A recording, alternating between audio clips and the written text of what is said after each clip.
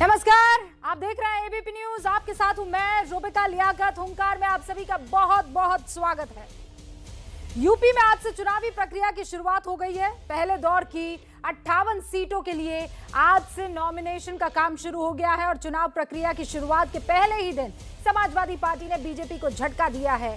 योगी सरकार के 2 पूर्व मंत्रियों समेत बीजेपी और अपना दल के 8 विधायक आज साइकिल पर सवार हो गए हैं और अब जो कुछ सवार होने वाले हैं उनमें से एक दारा सिंह चौहान साहब, पूर्व कैबिनेट मंत्री उत्तर प्रदेश सरकार के, हमारे साथ जुड़ चुके हैं। दारा सिंह साहब, आपका बहुत बहुत स्वागत है। लेकिन पहला सवाल आज की तारीख में अगर कोई जानना उसका जवाब चाहेगा तो वो यही है कि क्या वजह थी कि आखिरकार आपने उत्तर प्रदेश में बीजेपी का दामन छोड़ दिया?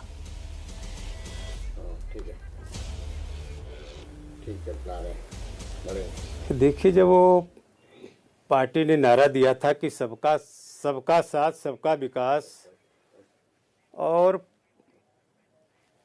इस प्रदेश में रहने वाला, खास करके उत्तर प्रदेश देश का सबसे बड़ा सूबा है, जिस सूबे में सबसे बड़ी आबादी जो पिछड़े समाज की है, जो आधे से ज़्यादा है, जो पिछड़ा समाज के लोगों ने बिना कुछ देखे, सारे लोगों ने उस भरोसे की बुनियाद पर भारतीय जनता पार्टी को समर्थन और सहयोग देने का काम किया।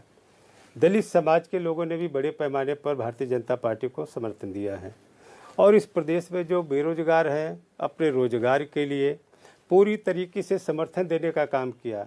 इस प्रदेश का किसान अपने खुशहाली के लिए पूरी तरीके से भारतीय जनता पार्टी को समर्थन दे करके इतना बड़ा मैंडेट दिया, इतना बड़ा समर्थन दे करके 2/3 बहुमत की सरकार बनाने के बाद 5 साल में जिस तरीके से बेहाल हुआ, जिस तरीके से उनके साथ खिलवाड़ हुआ, उनके सम्मान, पहचान, हिस्सेदारी, भागीदारी के साथ, ये सारे लोगों जो आहत आज पूरे प्रदेश में है और इसकी बात बराबर मैं उचित मंच पे, उचित फोरम पे उठाता रहा। लेकिन मैंने देखा कि जब आखिरी वक्त तक सरकार इस पिछड़े समाज, दलित समाज के लिए, जो किसान नौजवानों के हित में इनकी मांगों को अनदेखी कर रही है, तब हमने निर्णय लिया था। तो दारा सिंह जी, ये फैसला आपने पहले क्यों नहीं लिया? क्योंकि आज फिर आप पर आरोप लगेंगे कि आपको लगा नहीं कि अब फायदा मिल सकता है। ये दूध देने वाली गाय थी, आपने जितना दूध इसका दोहन किया जा सकता था किया और अब आप नए के तलाश में पहुंच गए। आप पर ये आरोप लगेंगे दारा सिंह जी? रेबिका जी, ये तो सारे लोग लगाएंगे, खास करके मीडिया में तो लगता ही रहता है। आपको तो मैं व्यक्तिगत रूप से आपके मैं चैनल को देखता रहा हूँ, आपके डिबेट को भी देखता हूँ, क्योंकि हर लोग इस बात को कहते हैं कि 5 साल तक आपने क्यों नहीं किया। आप जानते हैं, आप सारे डिबेट में एक ही दिन में सारे मसलों पे आप चर्चा नहीं कर पाती हैं। आए दिन, हर दिन कोई न कोई नए नए मसले आते रहते हैं। इसी तरीके से जो 5 साल की सरकार है, एक दिन में कोई फैसला नहीं लेती, हर दिन कोई न कोई नए फैसले लेती रहती है, किसी के हित के लिए, किसी अधिकार के लिए, किसी विस्तार के लिए। और जानते हैं, पिछड़ा समाज जो है, इतना भोला भाला समाज है पिछड़ा समाज, कि समर्थन देने के बाद 5 साल तक पूरी तरीके से इंतजार किया कि शायद अब मेरे हित में कुछ होने वाला है, मेरे अधिकार की कोई चर्चा होने वाली है, मेरे हक में कोई फैसला लेने वाला है। और करते करते जब 5 साल बीतने लगा और समझने लगा कि अब हमारे सारी चीज़ों की, सारी मांग के, अधिकार की अनदेखी हो रही है, तब हम लोगों ने फैसला लिया कि इस सरकार में रहने का हम लोगों का कोई नैतिक हक नहीं है। आप इसे बहुत संजीदगी से आप इन सवालों के जवाब जो है वो दे रहे हैं। हाँ दारा जी, इसीलिए अब मैं एक और सवाल पूछती हूँ और वो ये है कि आपने दिल में ये कब तय कर लिया कि अब मेरी नहीं बन पाएगी, मैं इस सरकार के साथ नहीं रह सकता हूँ? कब आपने मन बना लिया? आपने फैसले को जगजाहिर एक टाइम पर किया होगा, लेकिन कब आपके दिल ने आपको कह दिया कि बस अब दारा अब नहीं हो सकता? नहीं, देखिए, अब मैं आपको किसका मैं क्या बताऊं, किसका नाम बताऊं, किस मंच का नाम बताऊं। कैबिनेट से लेकर के बहुत सारी जो सारी चीज़ें जिस मंच पे उठाना चाहिए था, जिस स्तर पे अपनी चर्चा करनी चाहिए थी, उस चीज़ पे मैंने चर्चा किया। और ख़ासकर कुछ लोग तो पूछते हैं, आपने तो नहीं पूछा कि 5 साल लोगों ने मलाई खाया और आखिर में छोड़ दिया। मैं तो साफ साफ कहना चाहता हूँ, ये समाज जो पिछड़े समाज के लोग हैं, दलित समाज के लोग हैं, कितने दुखित हैं कि 5 साल तक जिनके वोट के, हम लोगों ने तो इस्तीफा दे दिया, त्याग पत्र दे दिया, 5 साल तक जिनकी वोट के बुनियाद पर सरकार बनने के बाद जो लोग आज तक मलाई खा रहे हैं और गरीब को किसी ने पूछा और पहचाना नहीं, इससे आहत होकर के हम लोगों ने समर्थन वापस लेने का काम किया और त्यागपत्र देने का काम किया। आपने देखा होगा कि जिस तरीके से आज पूरे प्रदेश में जो नौजवान अपनी डिग्री लेके सड़कों पे घूम रहा है, अपने रोजगार के लिए कितना परेशान है।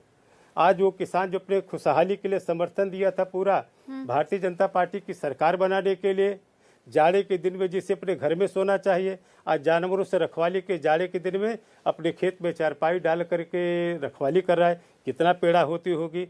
आज ऐसे तो समाज के, ऐसे तमाम समाज के लोग हैं।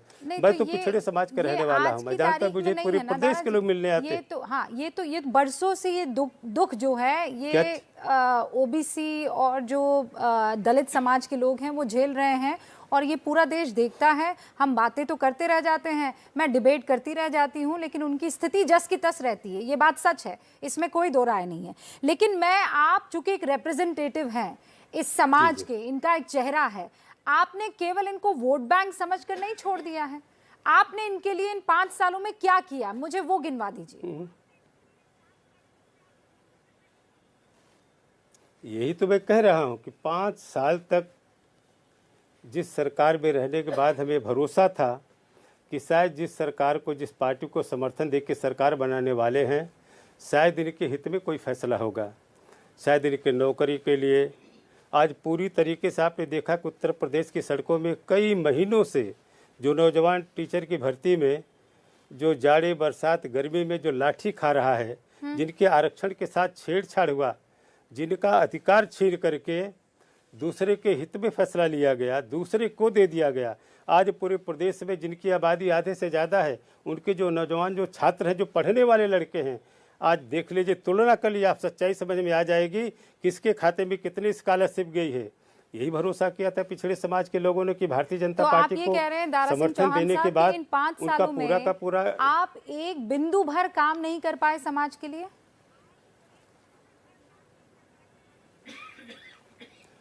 देखिए, निश्चित रूप से जिस सरकार में हम लोग थे, इस भरोसे के साथ कि शायद आने वाले दिन में कुछ हो जाएगा, आने वाले दिन में कुछ हो जाएगा, लेकिन जब लगने लगा कि पूरी तरीके से भारतीय जनता पार्टी की सरकार जिसमें हम लोग शामिल थे, ये पूरी तरीके से ये पिछड़े समाज का, दलित समाज का, रोजगार का, छात्र नौजवानों और किसानों की पूरी तरीके से जब अनदेखी करने की बात कर रही है, तब हमने फैसला लिया था इस सरकार से समर्थन त्यागपत्र देने का। आज आप समाजवादी पार्टी के साथ नहीं ज्वाइन आपने की है उस पार्टी को, आप कब हाथ मिलाने वाले हैं उस पार्टी का?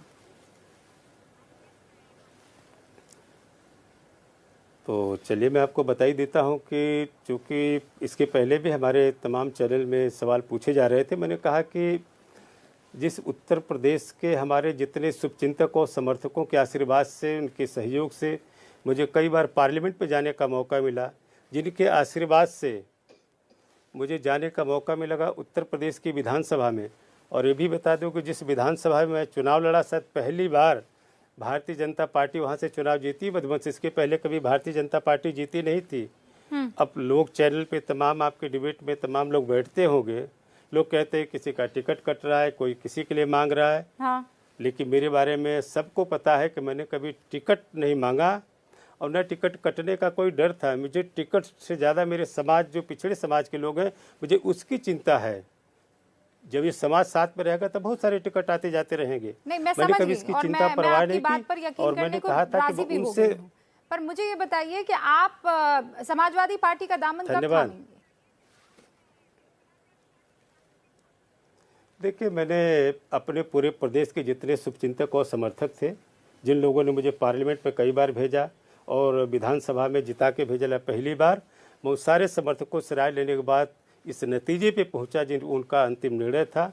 और मैंने कहा था कि जो उनका अंतिम निर्णय होगा वही मेरा अगला कदम होगा। हाँ। तो सारे लोगों ने कहा अगर आने वाले दिन में इस पिछड़े वंचित समाज के लोगों के लिए काम करना है, इस दलित समाज के बेहतरीन विकास के लिए काम करना है, आने वाले दिन में स्वाभिमान सम्मान के जीवन जीना है तो आने वाले दिन में निश्चित रूप से हमको समाजवादी पार्टी की तरफ जाना होगा।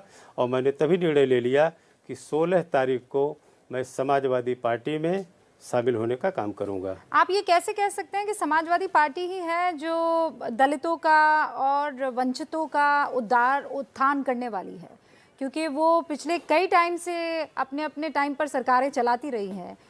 ऐसा क्या आपको दिख गया कि आपने कहा कि नहीं, समाजवादी पार्टी का ही रुख करना है? निश्चित रूप से मैंने कहा कि पूरे प्रदेश के लोग ये सारे समझदार जिम्मेदार लोग हैं। सारे लोगों से राय लेने के बाद ये निचोड़ आया कि इस प्रदेश में समाजवादी पार्टी ही अकेले वह पार्टी है जो हमेशा, चाहे मंडल कमीशन से लेकर के जो पिछड़ों के आरक्षण का सवाल रहा हो, सबके, चाहे वंचित समाज का हो, नौजवान के रोजगार का सवाल रहा हो, चाहे किसानों का सवाल रहा हो, इसके लिए लड़ती है, उनके हित में फैसले लेती है। इसलिए मैंने भी उन पर यकीन पूरा किया है और समाजवादी पार्टी और उनके नेता माननीय अखिलेश यादव में कि उन्हीं के नेतृत्व में रह करके आने वाले दिन में हम इससे पूरे पिछड़े समाज के लिए, दलित समाज के लिए, वंचित समाज के लिए, नौजवान छात्रों, किसानों के लिए। वो जैसे हुआ था ना कि एक सांसद जी के सपने में आए थे श्री कृष्ण जी, उन्होंने कहा था कि योगी आदित्यनाथ को मथुरा से लड़वाइए। फिर अखिलेश जी के सपने में आ गए श्री कृष्ण जी और उन्होंने कहा कि नहीं, तुम्हारी सरकार बनने वाली है। तो क्या दारा सिंह चौहान जी के भी सपने में आए और अचानक उनको इस बात का एहसास हुआ कि नहीं, समाजवादी पार्टी ही है जो अब दलितों का उत्थान करेगी?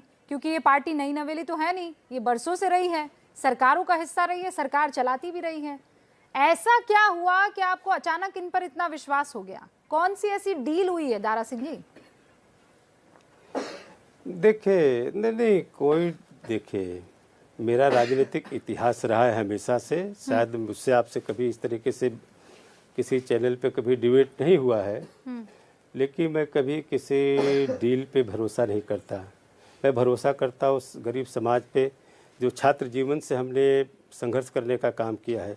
जिस तरीके से समाजवादी पार्टी इस प्रदेश में, वैसे तो देश की पार्लियामेंट में भी उन्होंने आवाज़ उठाई थी, माननीय अखिलेश यादव जी, चूँकि वर्तमान में सांसद भी हैं, किस देश की सबसे बड़ी आबादी जो ओबीसी की है, जब तक इस प्रदेश, माननीय अखिलेश यादव ने कहा कि जिसकी जितनी संख्या भारी उसकी उतनी हिस्सेदारी। हाँ। आप जानती हैं कि इस देश में आधे से ज़्यादा जिसकी हिस्सेदारी है, जिनकी संख्या है, आज उसके हिसाब से उनको आरक्षण नहीं मिला। मंडल कमीशन लागू होने के बाद, कॉन्स्टिट्यूशनल स्टेटस मिलने के बाद भी आज देश की क्लास 1 की नौकरियों में इनकी हिस्सेदारी कितनी है? आज जिस तरीके से संविधान के साथ जो छेड़छाड़ हो रहा है, पिछड़े समाज के साथ जो घोर अन्याय हो रहा है, माननीय अखिलेश यादव जी के मैं उस वक्तव्य का स्वागत करता हूं जो पार्लियामेंट उन्होंने कहा था कि अगर मेरी सरकार बनेगी तो उत्तर प्रदेश में मैं जनगणना करा करके उनके हिस्सेदारी के हिसाब से, उनकी संख्या के हिसाब से, रोजगार में, उनके विकास में, सारी तो चारों तरफ आप जो भी मुझसे हो सकता है यकीन कर रहे हैं अखिलेश यादव जी की, और इसीलिए आप कह रहे हैं कि उनकी पार्टी के साथ आप जल्दी जो है शामिल होने वाले हैं। अच्छा, तो फिर चुनाव कहां से लड़ेंगे ये भी तो बता दीजिए दारा जी। अब देखिए, मैं तो एक कार्यकर्ता के रूप में शामिल होऊंगा, फिर राष्ट्रीय अध्यक्ष माननीय अखिलेश यादव का जो भी फैसला होगा, जो भी आदेश होगा, उसका मैं पूरी तरीके से पालन करूंगा। इंतजार रहेगा। बहुत बहुत शुक्रिया दारा सिंह जी, आपसे बात करके अच्छा भी लगा। बहुत धन्यवाद। आपने बहुत संजीदगी से बहुत सारे सवालों के जवाब दिए, लेकिन वो आरोप आप पर लगातार लगते रहेंगे कि 5 साल बाद अचानक ये दिल और हृदय परिवर्तन आपका क्यों हुआ है, उसके जवाब आपने देने की कोशिश की है, लेकिन आपको ऑल द बेस्ट है। बहुत बहुत शुक्रिया सर हमसे बातचीत करने के लिए। यहीं से चर्चा को आगे ले जाऊंगी। Thank you. रामेश्वर चौरसिया साहब, राजनीतिक विश्लेषक, हमारे साथ जुड़ गए हैं। बहुत अरसे बाद रामेश्वर चौरसिया जी हमारे साथ जुड़े हैं, बहुत बहुत स्वागत है आपका। मनोज काका, प्रवक्ता है समाजवादी पार्टी के, आज चेहरे पर उनके मुस्कान है और मुस्कान की वजह मैं आपको बता दूं, आज इनका जन्मदिन भी है, तो happy birthday to you Manoj काका साहब, आपका विशेष तौर पर स्वागत है। फैजान खान साहब, प्रवक्ता है बीएसपी के, हमारे साथ जुड़ चुके हैं। फैजान भाई बहुत बहुत स्वागत है। शुचि विश्वास पहली मर्तबा एबीपी न्यूज के कार्यक्रम हुंकार में मेरे साथ हिस्सा ले रही हैं, तो आपका भी विशेष तौर पर स्वागत है शुचि जी। शिवम त्यागी, राजनीतिक विश्लेषक हैं, आजकल स्टूडियो में आ रहे थे लेकिन कोरोना के प्रकोप के बाद से दोबारा घर से एक बार फिर से हमारे साथ लाइव जुड़े हैं। आप सभी का बहुत बहुत स्वागत है। मनोज काका, क्या क्या डील तैयार की है? अनम्यूट कर दीजिएगा सर।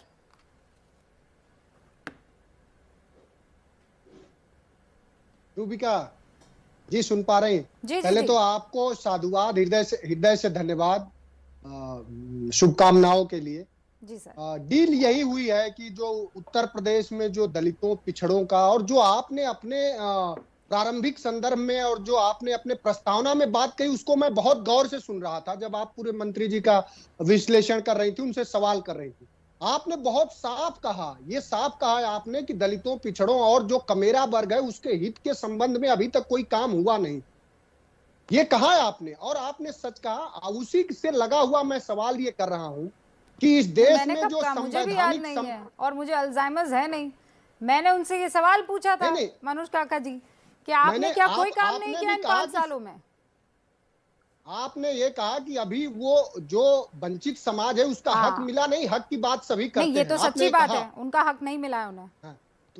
हाँ, तो उसी के संदर्भ में मैं कह रहा हूं कि जो संवैधानिक सवाल है, जो संवैधानिक समता का जो लक्ष्य है उत्तर प्रदेश में और देश में ही, ये सवाल किया जाना चाहिए ना कि देश को स्वतंत्र हुए 75 साल हुए, लेकिन आज भी अगर केंद्रीय विश्वविद्यालयों का आप रिकॉर्ड देखें तो कहीं भी 2019 तक रूबिका एक भी ओबीसी वर्ग का प्रोफेसर नहीं था। तो क्यों नहीं था? जिस वर्ग की आबादी 52% है, आज लेटरल एंट्री के तहत आप यूपीएससी में जो देश की सबसे सर्वोच्च संस्था है, जो आईएएस बनाने का देश में काम करती है, उसमें भी लेटरल एंट्री के तहत अब लोगों को एंट्री कराया जाने लगा। और जब आप बात करेंगे संविधान के, तो उत्तर प्रदेश में लेकिन इस वक्त तो एंट्री आपकी पार्टियों में हो रही, आपकी पार्टी में हो रही है ना, उस लेटरल एंट्री और उस डायरेक्ट एंट्री की मैं चर्चा कर रही हूँ। ये जो इस बार आप सोशल इंजीनियरिंग कर रहे हैं, ये आइडिया आपको आया कहां से? और ये महज आइडिया भर रह जाएगा कि वाकई कुछ बदलाव आने वाला है? ये आपका बड़ा मंच है और आपके माध्यम से पूरे देश को समाजवादी पार्टी आश्वस्त करती है। समाजवादी पार्टी के नेता ने एक बड़ी बात कही है कि ये आइडिया भर नहीं रहेगा। समाजवादी पार्टी की सरकार बनते ही 3 महीने में हम जातिगत जनगणना कराएंगे और जातिगत जनगणना के बाद निश्चित करेंगे कि जिसकी जितनी संख्या भारी उसकी उतनी हिस्सेदारी, जिसकी संख्या भारी उतनी उसकी हिस्सेदारी। इसी बात से सबको प्रभावित भी किया जा रहा है, सबको अपनी पार्टी में भी लाया जा रहा है। वो सब कौन? वो पिछड़े और वंचित वर्ग के तमाम रिप्रेजेंटेटिव्स हैं। उनमें से एक इस वक्त आप एबीपी न्यूज पर देख रहे थे, रामेश्वर जी। रूबिका जी, मैं देख ही नहीं रहा था। ये जो नारा आप बोल रही हैं, ये तो लोहिया जी के समय से चल रहा है और मैं भी उसी समाज से आता हूँ। मैं देख नहीं रहा था। ये जितने लोग गए हैं आपके, चाहे राजभर जी हो, मौर्या जी या दारा सिंह चौहान जी, सब मेरे साथी ज्वाइन किए थे। मैं उधर का प्रभारी हुआ करता था पहले। तो ये बात सही थी उस समय। इनका जब भाषण देखेंगे तो इस भाषणों में क्या बोलते थे, अब कौन सा फैक्टर भारी पड़ेगा ये तो जनता बताएगी। इन भाषणों में इनका होता था कि 5 साल में बड़ा अत्याचार बढ़ गया, अपराध बढ़ गया, लूट बढ़ गया, खेत कब्जा हो रहा है, जमीन कब्जा हो रहा है, लॉ एंड ऑर्डर के सुरक्षा नहीं है किसी को, ये इनके भाषणों में हुआ करता था। तो अब जब ये आ गए तो एक बात तो ये भी मानते हैं कि लॉ एंड ऑर्डर की समस्या काफ़ी अच्छा है। और जहां तक ओबीसी की काम करने का सवाल है तो देखिए, मैं मानता हूं ये सिर्फ कहने की बात है। आपको एनसीआरबी के आंकड़े पढ़ना चाहिए। कोई अलग से तो होता नहीं है। उत्तर प्रदेश में दलितों के खिलाफ विगत 5 सालों में सबसे ज्यादा अत्याचार हुआ। कहां लॉ एंड ऑर्डर अच्छा है? उसी बलिया में आपने जब वो बात की बात बोलिएगा आपके बारे में, हमें कंप्लीट करने दीजिए। मैं कोई किसी पार्टी का नहीं हूँ। हत्या होती है और आपका भारतीय जनता पार्टी के विधायक उस हत्यारे के पक्ष में जाके खड़ा होता है और पाल समाज जिस परिवार की हत्या होती है, मनोज काका जी, ये बात तो आपकी पार्टी के राष्ट्रीय अध्यक्ष अखिलेश यादव भी मान गए हैं कि हाँ, जैसे ही पार्टी का नाम लिया जाता है वैसे ही एक धारणा बना दी गई है। अब वो धारणा बनी कैसे है वो आप भी जानते हैं और हर कोई जानता है कि जैसे ही आपकी सरकार ओथ सेरेमनी का हिस्सा बनती है उसके फौरन बाद से ऐसे वारदात होनी शुरू हो जाती है, यानी लॉ एंड ऑर्डर की समस्या शुरू हो जाती है। अब उसका जवाब आप दीजिएगा मनोज काका, मैं मौका दूंगी आपको, लेकिन चौरसिया साहब 20 सेकंड में अपनी बात फिनिश कीजिए आप। हाँ, मैं जो आपको कह रहा था कि अब ये छोड़ करके गए हैं ओबीसी दलित के नाम पर, एक नैरेटिव सेट हो रहा है। तो रूबिका जी, मैं बता रहा हूँ यूपी का जो परिदृश्य, अब जनता को ये देखना है कि जिन मुद्दों के साथ आए थे उस मुद्दों में भाजपा ने जो विकास दिया है, कानून व्यवस्था अच्छी हुई है, सबके राशन मिले हैं, जो जो काम हुआ है जनता के लिए, मैं गिनाना नहीं चाहता। वो भारी पड़ता है या इनका नेतृत्व भारी पड़ता है जिस समाज की ये बात कर रहे हैं? समाज को कोई समाज का नेता बहुत कुछ देता है ऐसा मैंने देखा नहीं। मैं भी बहुत दिनों से राजनीति में हूं, मैंने ऐसा कुछ देखा नहीं है। काम होता है सबके लिए, पूरे समाज के लिए। तो ओबीसी और दलित समाज के लिए मैं मानता हूं कि जितना काम पिछले मोदी जी की सरकार और योगी जी की सरकार में हुआ है और जितनी स्वच्छता से हुआ है, जी ईमानदारी से हुआ है, मुझे नहीं लगता है कि पिछले किसी सरकारों में हुआ है। अब एक कहने की बात है, अब उस समाज को यह तय करना है कि हमारे जो नेता गए हैं वो सही बोल रहे हैं या गलत बोल रहे हैं। ऐसा नहीं है कि सारे नेता चले गए। ठीक है, आप ये कह रहे हैं कि सारे नेता नहीं गए हैं, लेकिन जो गए हैं वो एक परसेप्शन तो क्रिएट कर ही रहे ना। मनोज काका, बस 3 और मेरे मेहमानों का ओपनिंग रिमार्क और उसके बाद आती हूँ आपके पास। शुचि विश्वास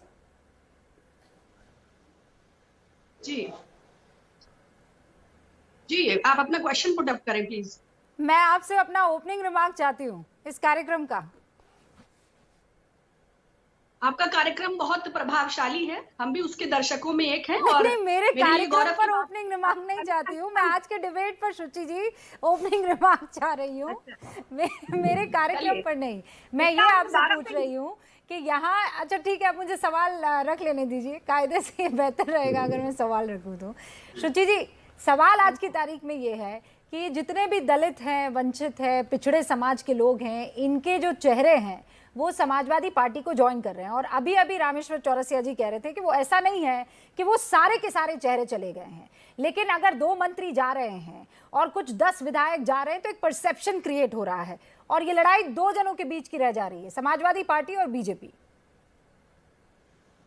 देखिए, 2 बिंदुओं में आपके प्रश्न का उत्तर है। पहला तो ये कि राष्ट्रीय स्वयंसेवक संघ का जो स्कूल ऑफ थॉट है उसमें दलितों, वंचितों, शोषितों, अल्पसंख्यकों, आदिवासियों या महिलाओं के लिए कोई स्थान नहीं है। उनकी अप्रोच अनुवादी है, पैट्रियार्कल है और वो एकदम स्पष्ट। अपने खांचों को फिट करने के लिए भले ही वो उनमें कुछ चेहरों को सेट करें। हाँ, ये क्वेश्चन जरूर आपने जो पुट अप किया है। हाँ जी, प्रधानमंत्री नरेंद्र मोदी वो कौन है, कहां से आते हैं? देखिए, वो देश के प्रधानमंत्री हैं, संवैधानिक पद पर है, शिखर पर है। मुझे लगता है उनकी जाति को लेकर बात न किया जाए। क्यों? और मूल रूप से प्रचारक के तौर कर रहे हैं ना, यात्रा के वो एक जाति को रिप्रेजेंट कर रहे हैं ना, वो एक वर्ग को रिप्रेजेंट कर रहे हैं। जाति से ऊपर इस देश के प्रेसिडेंट कौन है? उनकी जाति को, वो एक जाति को नहीं, आपने ये आरोप लगाया ना इस वक्त कि इस पार्टी में, नहीं आपने ये आरोप लगाया ना कि इस पार्टी में दलितों का कभी कोई उत्थान नहीं हुआ है, दलितों के लिए किसी तरह का कोई इन्होंने सोच नहीं रखी है, ये पेट्रियार्कल सोसाइटी है, ये ब्राह्मणों वाली सोसाइटी है। तो फिर प्रधानमंत्री नरेंद्र मोदी ब्राह्मण है? नहीं, आप प्रधानमंत्री पद को अगर इसमें लेंगी तो ये तो संविधान की अवमानना है। अरे प्रधानमंत्री का पद क्यों? नरेंद्र मोदी किस पार्टी से ताल्लुक रखते हैं, मुझे ये बताइए। किस विचारधारा से ताल्लुक रखते हैं नरेंद्र मोदी, ये बताइए ना मुझे। बैठकर ये तो वो क्या, नहीं तो वो कैसे यहाँ पर पहुंच गए? जाति के दायरे में ला रही है तो गलत है। और प्रधानमंत्री जी ने तो अपने करियर की शुरुआत ही प्रचारक के तौर पे की थी और आज भी ये कुतर्क है। शुचि जी, कुतर्क है ये जो आप कह रही हैं, वो कुतर्क है। इसलिए क्योंकि अभी आप कह रही थी कि बीजेपी दलितों के लिए कुछ नहीं करती है, बीजेपी के किताब में या आरएसएस के किताब में दलितों के उत्थान के लिए कुछ भी नहीं है। तो फिर ये जो चेहरा इस वक्त देश को लीड कर रहा है वो कौन है? शिवम त्यागी, फिर वो कौन है? और चूंकि वो प्रधानमंत्री है तो उनकी जाति नहीं आनी चाहिए, शुचि जी ये कह रही हैं। ये तो आपका गलत आरोप है। प्रधानमंत्री को जाति के आधार पर, प्रधानमंत्री को जाति के आधार पर गाली तो दे सकते हो, लेकिन जब कहा जाए कि गरीबों का, ओबीसी का, एससी एसटी का उत्थान हुआ है और उनको आगे बढ़ाने के लिए काम किए गए हैं, तो तब वो प्रधानमंत्री हो जाते हैं, संवैधानिक पोस्ट हो जाती है उनकी जाति के बारे में तो बात होनी नहीं चाहिए। बाकी गाली उनको जितनी दी जाए उतना बेहतर। जहां तक बात अखिलेश जी की है, अखिलेश जी इस बार कह रहे हैं कि संख्या किसी की कितनी भी भारी, इस बार सारी मलाई हमारी। आप मुझे एक चीज बताइए, जिस नारे को समाजवादी पार्टी आज बता रही है, अब से 3 दशक पहले, 4 दशक पहले लोहिया जी ने यही नारा दिया था। इस नारे को देते देते दलितों को, ओबीसीज को परेशान करते करते, उनको मारते मारते अपने आप लाखों करोड़ के बन गए और कहते हैं कि ओबीसीज के साथ कुछ हुआ नहीं, उनका कोई हुआ नहीं। कमाल की बात है, मैं दारा सिंह जी का इंटरव्यू सुन रहा था, बड़ा सम्मानित है वो। 5 साल तक रूबिका जी उन्होंने इतनी मेहनत की, दिन रात इतनी मेहनत की, इतनी लड़ाई लड़ी, अपने समाज की इतनी लड़ाई लड़ी, और 5 साल बाद जब रूबिका जी ने उनसे इंटरव्यू में पूछा कि सर कोई एक काम बताइए, वो मैं काम तो कर ही नहीं पाया। अरे क्या कर रहे थे 5 साल बाद? 5 साल तक उनको याद नहीं आया अपना समाज? आचार संहिता लगते ही तुरंत समाज याद आ गया। मनोज का जवाब देंगे फैजान भाई, आपका भी रुक नहीं कर पाई हूँ बस। और इस वक्त एक बड़ी खबर आ रही है, आपको ये बता दूं, समाजवादी पार्टी मुख्यालय में बीजेपी के बागी विधायकों की ज्वाइनिंग के मामले में कोविड प्रोटोकॉल के उल्लंघन की एक एफआईआर दर्ज की गई है। महामारी एक्ट के तहत ये एफआईआर दर्ज हुई है। गौतमपल्ली थाने में यह मामला दर्ज किया गया है। ये इस वक्त की बड़ी खबर है। महामारी एक्ट के तहत पुलिस ने केस दर्ज किया है क्योंकि कोरोना प्रोटोकॉल का उल्लंघन हुआ है। लखनऊ के गौतमपल्ली इलाके में यह केस दर्ज हुआ है। कोरोना के प्रोटोकॉल, कोरोना के नियमों के उल्लंघन में आपको याद होगा चुनाव आयोग की तरफ से भी बाकायदा ये कह दिया गया था कि किसी भी तरह की रैली नहीं होगी, कोई साइकिल शो, कोई रोड शो, कोई बाइक शो नहीं होने वाला है। लेकिन जिस तरीके से तादाद में यहाँ पर समाजवादी पार्टी के इस कार्यक्रम में लोग आपको दिखाई दे रहे हैं, भीड़ आपको दिखाई दे रही है, उसी को देखते हुए गौतमपल्ली थाने में मामला दर्ज किया गया है। गंभीर मेरे सहयोगी मेरे साथ जुड़ चुके हैं, रणवीर, माफ कीजिएगा, रणवीर का रुख करते हैं। रणवीर, क्या कुछ है केस में? देखिए, समाजवादी पार्टी दफ्तर में आज जिस तरीके से ज्वाइनिंग के मौके पे हजारों की भीड़ इकट्ठा की गई, उसको लेकर के जिलाधिकारी अभिषेक प्रकाश ने संज्ञान लिया था और मजिस्ट्रेट को पुलिस बल के साथ सपा दफ्तर पर भेजा था, जिन्होंने एक रिपोर्ट दी है डीएम को, और उसी रिपोर्ट के आधार पर गौतमपल्ली थाने में महामारी एक्ट के तहत मामला दर्ज किया गया है। ये जो भीड़ है, चुनाव आयोग जैसे ही आचार संहिता की घोषणा करता है और उसके बाद भीड़ इकट्ठा करने पर प्रतिबंध लग जाता है, और ये पहला मौका था जब इस तरह की भीड़ इकट्ठा की गई समाजवादी पार्टी दफ्तर में। और हम लगातार यही दिखा रहे थे कि ये जो भीड़ है ये कोविड प्रोटोकॉल का सीधे सीधे उल्लंघन है, और उसी को संज्ञान में लेते हुए प्रशासन ने अभी फिलहाल एक मामला दर्ज किया है। तो देखना होगा कि कार्रवाई क्या होती है, लेकिन फिलहाल जो भीड़ थी उस भीड़ को देखते हुए प्रशासन ने मामला दर्ज कर लिया। जी, बहुत बहुत शुक्रिया रणवीर जानकारी के लिए। समाजवादी पार्टी मुख्यालय में ये जो भीड़ इकट्ठा हुई थी और जो कार्यक्रम किया गया था, जितने भी बागी विधायक या मंत्री है वहां पर आए थे ज्वाइन करने के लिए समाजवादी पार्टी, उसी को देखते हुए ये गौतमपल्ली थाने में केस दर्ज किया गया है। फैजान खान साहब प्रवक्ता है बीएसपी के, वो भी हमारे साथ जुड़ चुके हैं। फैजान साहब, आपकी पार्टी को विशेष तौर पर ये कहकर अक्सर सामने रखा भी गया पटल पर, और देश की जनता के सामने भी ये कहकर रखा गया कि पिछड़ों की अगर कोई पार्टी है तो वो बहुजन समाज पार्टी है। लेकिन आज की तारीख में ये कंपटीशन दो पार्टियों के बीच हो गया है। मायावती जी कहाँ हैं? नहीं रूबिका जी, हम उत्तर प्रदेश में हैं और उत्तर प्रदेश की जनता के दिलों में हैं, और साफ तौर से 2022 10 मार्च को आपको दिख जाएगा हम कहाँ पर हैं।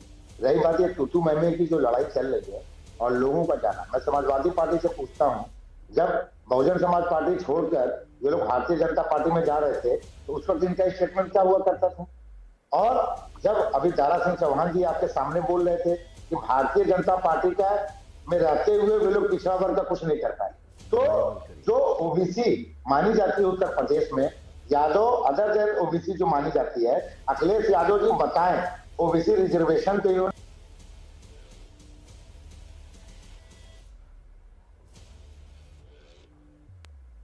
नीति था ओबीसी को लेकर, तो ओबीसी का संरक्षण अखिलेश यादव जी के गवर्नमेंट में हो सकता है, ये इन सबको कैसे पता चला? और साफ तौर पर विकास ये देखने को मिल रहा है कि ये लोग जब बहुजन समाज पार्टी छोड़े, आज जब भारतीय जनता पार्टी छोड़े, तो जाहिर सी बात है कोई समाज इनके साथ नहीं है, सिर्फ अपने आपके फैजान साहब, आपको लगातार कोई फोन कर रहा है, पहले आपको फोन अटेंड कर लीजिए, तब तक मैं आपके सवालों का जवाब ले लेती हूँ। मनोज काका यहाँ पर मौजूद ही है। मनोज काका, ये अचानक आपके यहाँ जो इंटरेस्ट दिखाने की कोशिश हो रही है समाजवादी पार्टी में इन तमाम लोगों की, ये लोग तो बड़े मतलबी किस्म के रहे हैं, और मुझे माफ़ी भी नहीं मांगनी चाहिए इस शब्द का इस्तेमाल करते हुए, क्योंकि कभी ये बहुजन समाज पार्टी के साथ पाए जाते हैं, कभी बीजेपी के साथ पाए जाते हैं, आज आपके साथ हैं, कल को ये शुचि जी की पार्टी में भी शामिल हो जाएंगे। मतलबी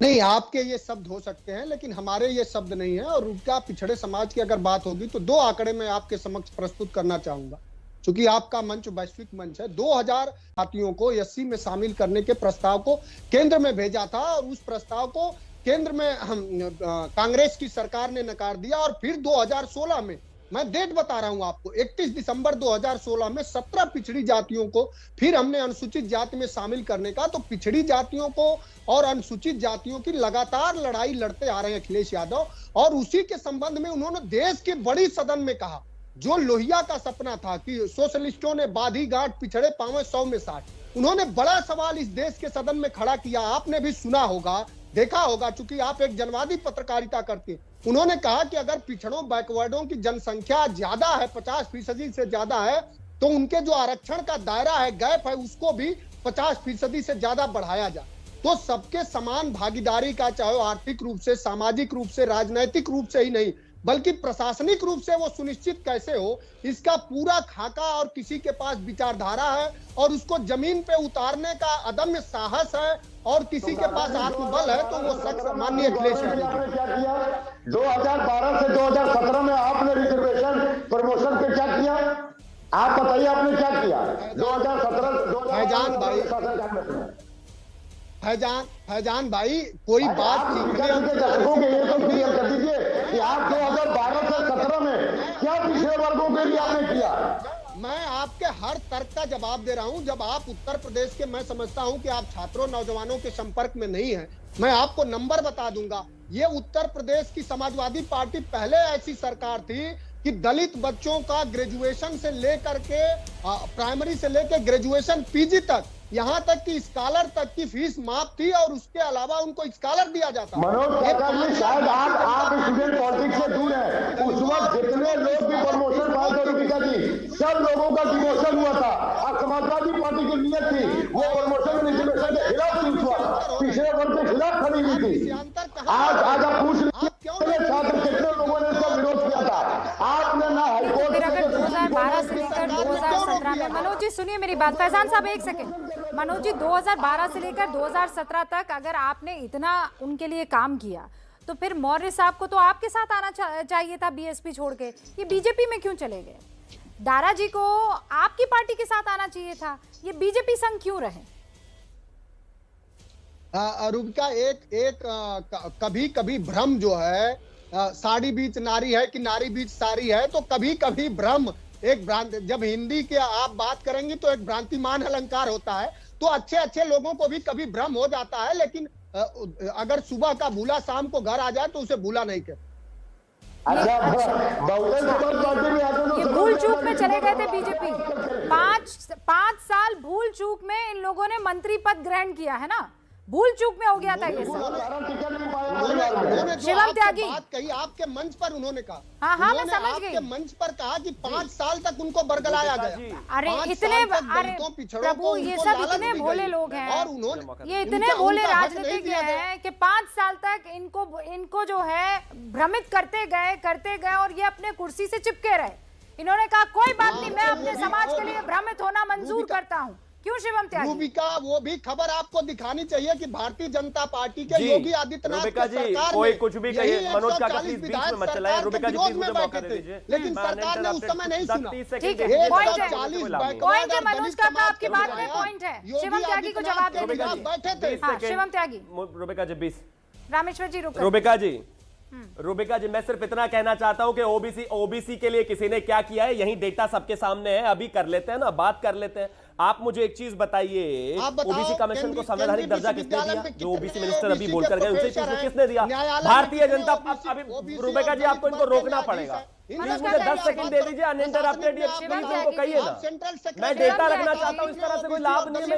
एक सेकंड रुकिए मनोज जी, जनता को पता ही नहीं चलेगा। मनोज जी आप बात करें, और बीजेपी का जो मानस संगठन है आरएसएस, उसने 1925 से शुरू हुआ है आरएसएस, आज तक क्यों नहीं एक दलित को सर संचालक बनाया? ठीक है मनोज जी, बैकवर्ड को क्यों नहीं? सुन लिया मनोज जी, सुन लिया। आज आपका बर्थडे, इसका मतलब ये कि हम में से कोई भी केक नहीं खा पाएगा। वो बिहार रुकिए ना सर, अरे जवाब तो देने दीजिए, जवाब देने दीजिए ना। लेनिन कहते थे, मेरे ख्याल से उनको आवाज नहीं जा रही है, आवाज वो सुन नहीं पा रहे हैं। शिवम त्यागी 20 सेकंड, वो सही कहते थे, उनका फोन डिस्कनेक्ट हो गया। तुम्हारा नहीं चलेगा, नहीं चलेगा। जी थैंक यू।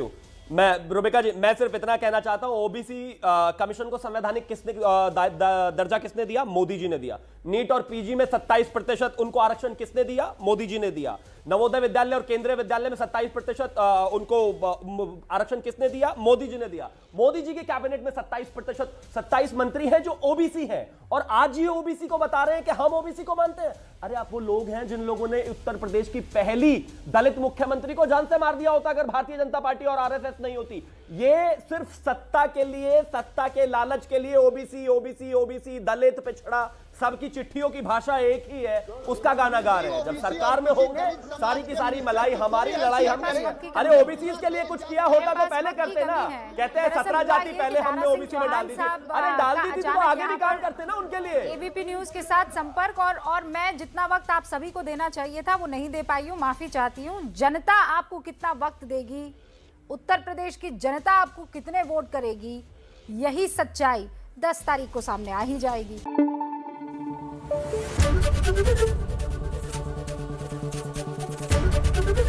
एबीपी न्यूज आपको रखे आगे।